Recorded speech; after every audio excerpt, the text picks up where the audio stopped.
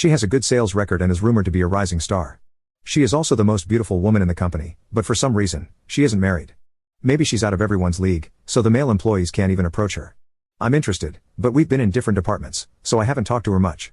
Like me, Lily seems to struggle with socializing. She gets her work done efficiently but doesn't chat with others. My coworkers also don't know how to approach her, so there's a wall between Lily and everyone else. Since we'll be working together, I hope we can at least make small talk. One usual weekend, I was admiring my house plants at home.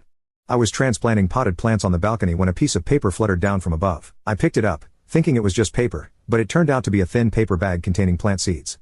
It probably came flying down from the floor above. While I was wondering what to do, the doorbell rang. I thought I knew who dropped the bag, so I opened the door without checking. The next moment, I froze. It seemed the other person did too, as we stood silently facing each other. "Lily," I murmured softly. The person in front of me answered, "Yes." It was my attractive senior at work, Lily, whom I had recently begun working with. Her hair, usually tied up at work, was loosely hanging over her shoulders. She was dressed in a relaxed dress without her usual glasses. "I dropped the bag of seeds and came to get it," Lily said, seemingly surprised. "I had no idea you lived downstairs," she added. It wasn't unreasonable, I was surprised too. Such coincidences do happen, don't they? Later, Lily told me she had moved into this apartment building 3 months ago. Since Lily and I had different off-duty times before the transfer, we hadn't run into each other. I tend to stay at home on my days off. While we were both surprised by the coincidence, I returned the bag of seeds to Lily. "Thank you so much. I'm sorry. I was planting seeds in the planters on the balcony and accidentally let the bag of seeds be carried away by the wind," she said. I was glad to hear that because I felt a sense of familiarity.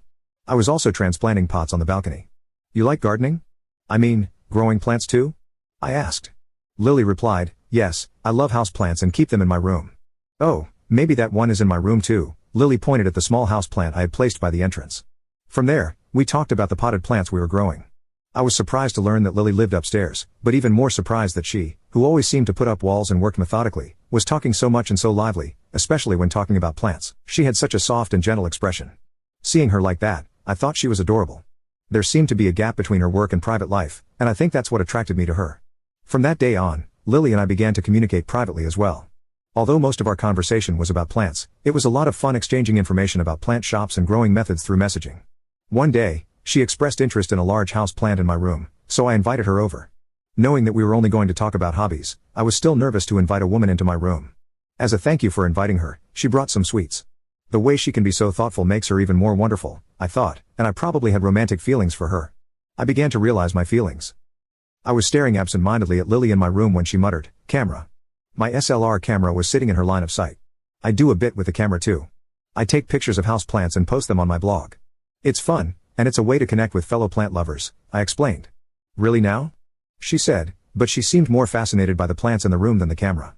After privately talking with Lily for a while, I suddenly received a request from a beautiful colleague. The beautiful colleague, of course, is Lily. "I'm going on a business trip for a month.